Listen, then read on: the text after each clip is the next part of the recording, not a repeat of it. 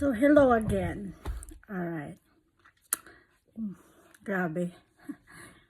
Ay, bags yarn. Okay. So, ngayon, may lakad ang auntie nyo. Makikipag-meet doon sa mga kaibigan niya. Actually, katrabaho. Katrabaho kasi yung katrabaho namin, yung isa, is lagi siyang naglalaro ng slot machine. So, ngayon, may sinisend sa kanyang voucher every month. So, 100 plus or so there 150 kasama tayo. Sasamahan natin siya kumain. Eh, libre din yun, no? So, yeah.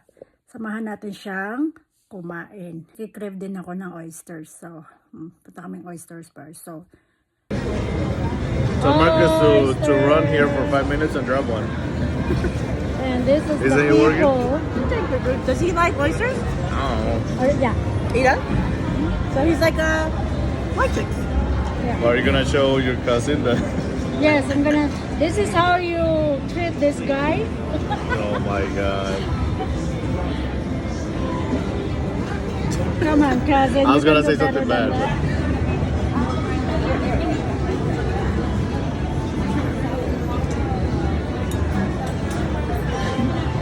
Hi, Jenna. Ow!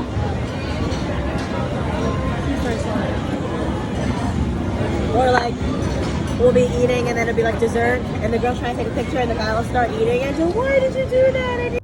Hello. Ayun na. So, busog na busog ako. Ang laki ng braso ah. So yeah, ayun pauwi na. Galing kami kumain, hang out with my friends. Katrabaho ko. Ngayon dito na ako sa sasakyan, pauwi na. So I survived the night. Sa gala. Hindi naman gala. Hang out. We hang out for a few hours. So yun, nabusog din.